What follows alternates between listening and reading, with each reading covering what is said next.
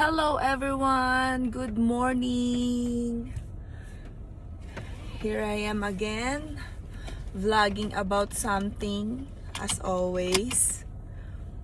For today's video, I will talk about a little bit of autism and my mental health. As you can see, I'm not uploading every day. I'm not uploading always. And that is the time when or where I feel like I'm not doing enough. I feel depressed. I feel sad. You know, I'm a human. So, usually upload things. I usually like every week before. I mean, this is what autism did to me. I am less, but I am more. So, let me explain that one.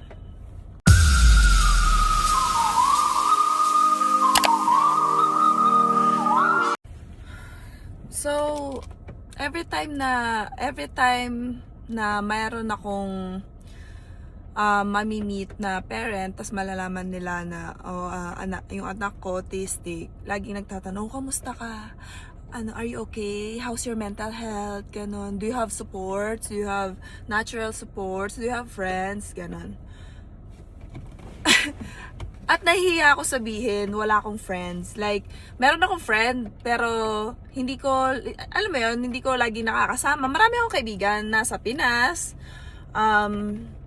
nasa Lloyd. malayo sa akin, like 3 hours away, yung pinakamalapit. Kaya, lagi ko sinasabi, okay lang ako. I'm okay. I'm okay. So, but pinalaki akong pinalaki kami ni mama na lagi niyang sinasabi, like, my mom always say, like, if I say, Mom, I'm depressed, so, I'm sorry, I have to speak in English sometimes because I have viewers from the US. Well, I have viewers, and I don't know when I check my what do you call that? Statistics, analytics. I don't know. It says from US. Viewers are from US, so shout out to you guys. And please bear with me. I'm gonna speak in English and Tagalog because I'm a Filipino. And my mom will always say, if I say, Mom, I'm sad, I'm sad, I'm sad, Mom, or Mama, I don't feel well, I feel depressed. She say, pray for it. You gotta pray for it. Rebuke it. Mental depression or mental health is not true.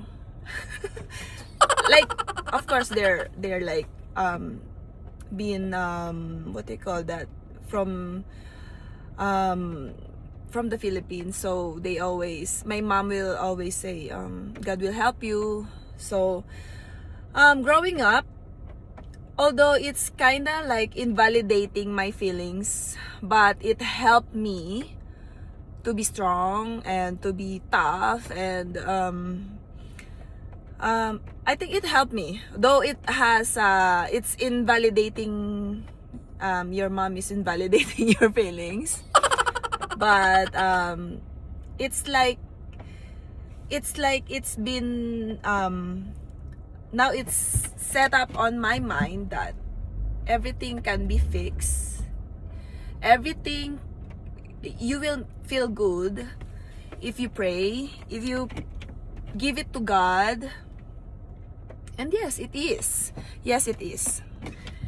It's not hypocrisy, guys, that like if you experience depression and believe in God, if you're like feeling down and like if you're with God and still feel sad, it's normal. It's humanity, guys. It's because you're human. You're human. So for me, you still like, it's the reason your depression, if you're depressed, you're miserable, you're sad, you're lonely, you're also having a meltdown, you're human. That's why you have to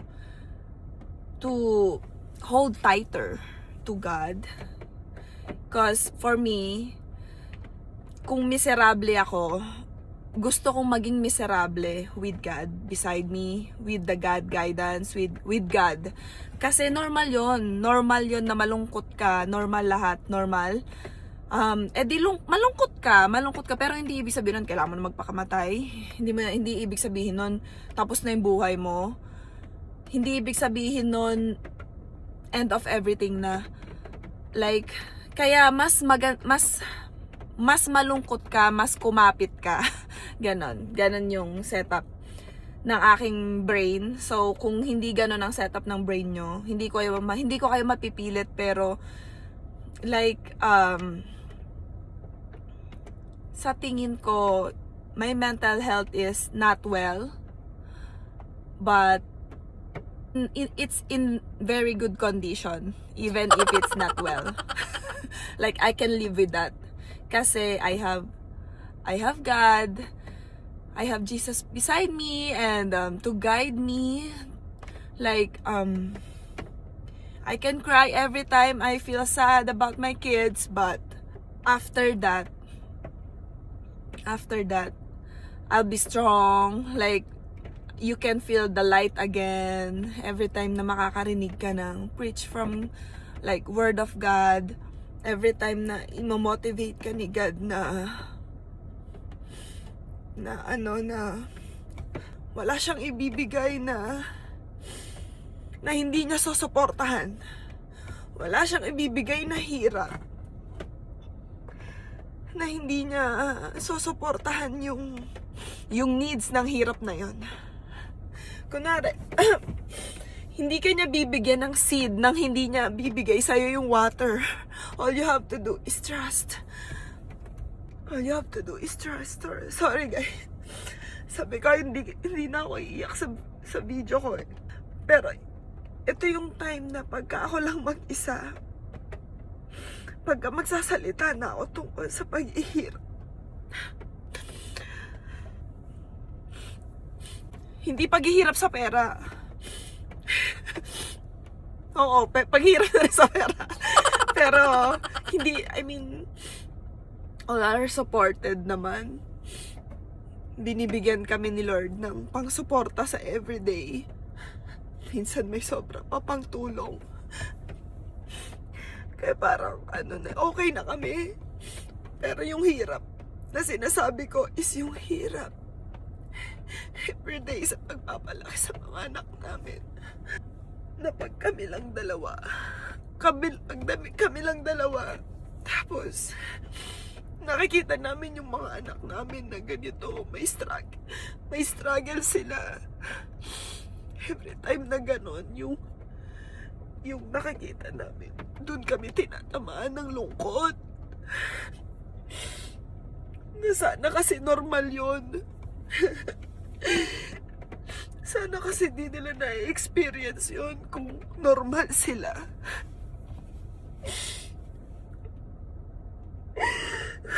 Kaya, kung tatanungin nyo ako tungkol sa mental health, I'm mad. I'm crazy mad. Like, yung insanity, yung grabe yung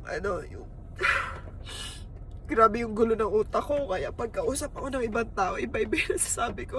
Minsan nga nasasaktan ko sila sa mga sinasabi ko eh.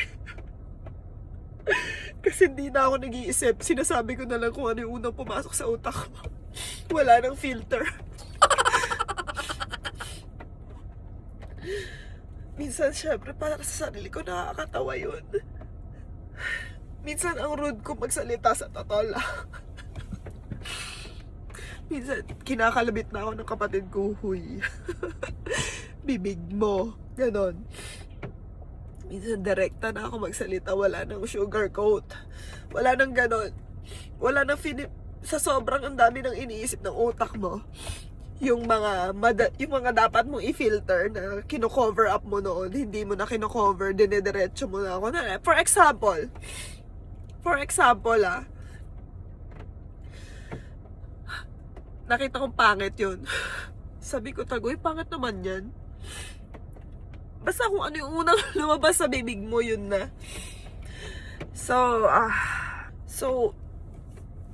nakikita nyo naman kung paano ako sumusurvive. Nakakapag-video pa nga ako. So, lahat yan dahil kay Lord. Dahil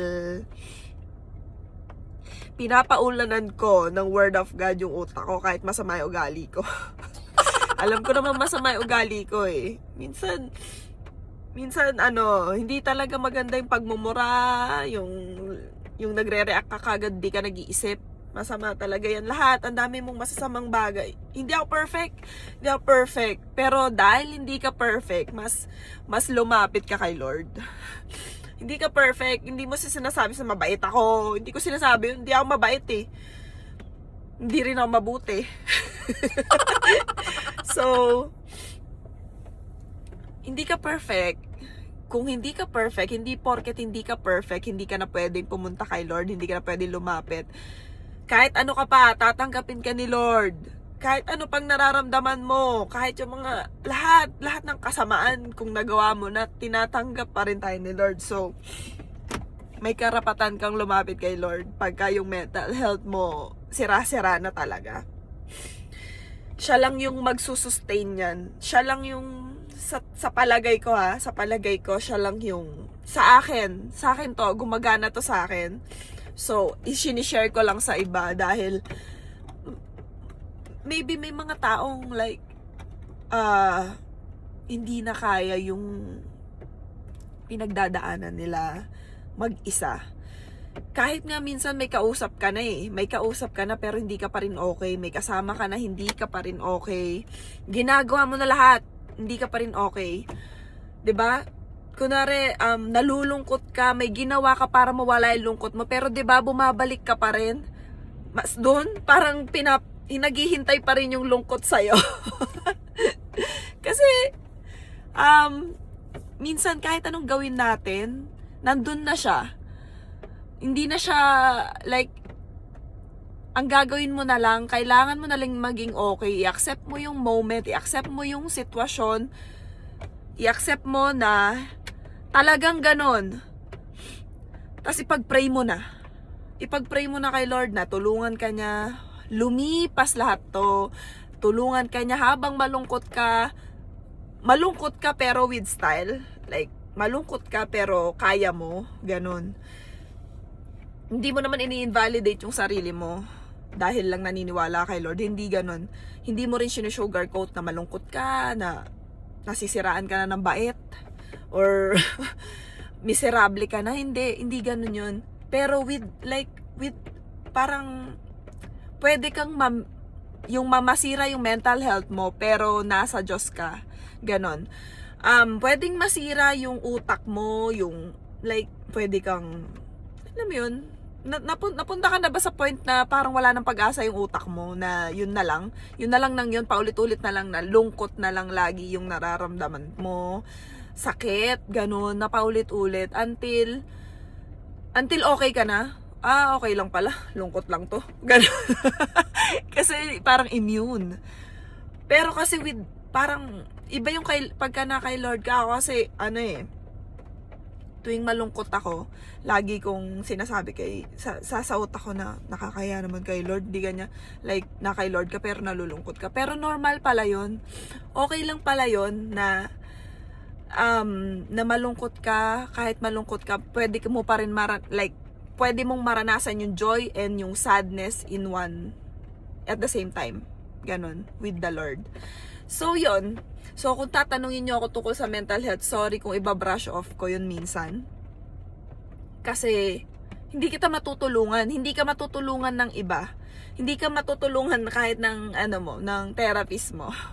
Kasi minsan, alam mo, minsan, sinabi sa akin ng therapist ko, aware daw ako sa lahat ng nararamdaman ko. Aware daw ako sa lahat ng nangyayari sa utak ko. Tapos ako rin daw yung nag-iisip para mabura yun. Sinabihan niya ako ng ganon. So, parang hindi na ako, minsan yung therapist din, hindi nila alam ano sasabihin pa sa'yo no? Kaya, minsan hindi therapist yung kailangan mo, minsan iba minsan pera. Pero kidding aside, guys. Para sa akin lang, if you just turn it to God, leave it to God, okay lang yan, malungkot ka. ma-depress ka, ma-anxiety ka, pero with God, yung bang may guidance ni Lord, wag mong iiba yung, oo, lahat yan nararamdaman mo kasi human ka eh, tao ka. Like, take it from me. Take it from me. Hindi lahat ng autistic moms, parents is, you know, may minsan iba-iba yung sitwasyon talaga natin. Oo, iba-iba yung sitwasyon natin. Pero sa akin, sa part ko, dahil ito yung kailangan, ito yung kailangan ko. Si Lord yung mas kailangan ko above all. Talaga, si Lord lang. Kasi hindi ko ata ito malalagpasan ng mag-isa, ng puro advice lang galing sa iba. Hindi ko ito kaya nga, minsan hindi rin ako nakikinig eh. Sa mga therapies, minsan. Kasi minsan hindi yung advice ng iba yung nakakatulong. Yung advice mo sa sarili mo, yung mas nakakatulong sa'yo. Yung kokontrolin mo yung sarili mong utak. Yung sasabihin mo, susundin ng katawan mo kung ano yung sinasabi ng utak mo. Kasi yun dapat. Ikaw yung nagsasabi sa sarili mo. Which is, mahirap gawin. Sobrang hirap gawin. Lalo na pagka talaga nasa sitwasyon ka na parang wala na. Ito na yun. 'Di ba? Isipin mo, yung autism, hindi nagagamot yan.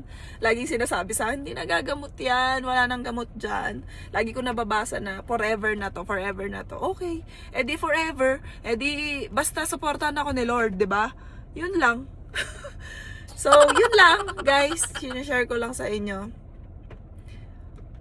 Kung hindi man sa autism, pero kung susumahin ko lahat ng mga pinagdaanan ko sa buhay, kung wala akong Lord, baka wala din ako ngayon.